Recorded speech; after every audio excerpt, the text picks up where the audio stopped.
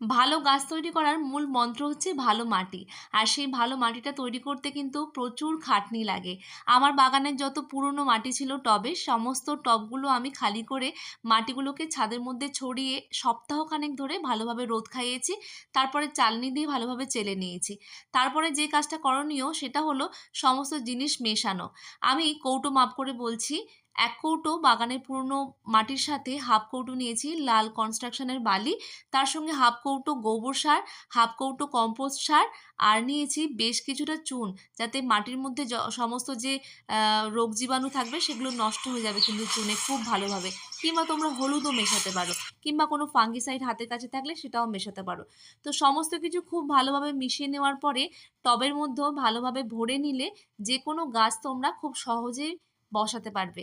তো আমার মাটি বানানোর পরে সমস্ত টবে সুন্দর করে ভরে নেওয়া হয়ে গেছে। টবে ভরার একটা নিয়ম রয়েছে। নিচে যে হোলটা রয়েছে সেটার উপরে একটা খোলামকুচি দিয়ে দেবে, যাতে ড্রেনেজ সিস্টেমটা খুব ভালো হয়। আর ড্রেনেজ সিস্টেমটা ভালো হলে কিন্তু গাছ ভালো হবে। আর তারপরে যে দানাদার মাটি রয়েছে সেগুলো কিছুটা দিয়ে, বানানো মাটি দিয়ে সমস্ত ধরনের তোমরা গাছ বসিয়ে